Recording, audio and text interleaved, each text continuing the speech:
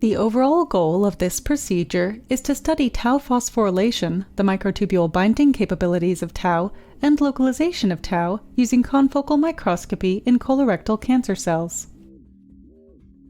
This method can be effective for most of the biological research fields, especially cancer and dementia research, where phosphorylation and microtubule binding are important factors. The main advantage of the presented phosphatase assay is that it provides an easy way to perceive the overall phosphorylation of protein samples. The main advantage of microtubule binding assay is that it is a simple procedure to separate the microtubule binding proteins from non-binding fractions. However, the main benefits of tau localization technique is that it requires a relatively small amount of primary and secondary antibodies.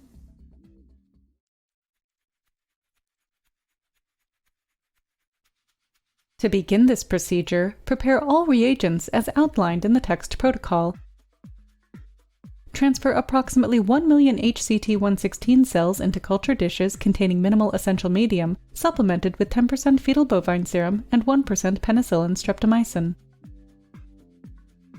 When the cells reach 65% confluence, use an aspirator to remove the FBS supplemented medium. Then, add serum-free MEM containing either curcumin or lithium chloride. Incubate at 37 degrees Celsius in a humidified atmosphere containing 5% carbon dioxide for 24 hours.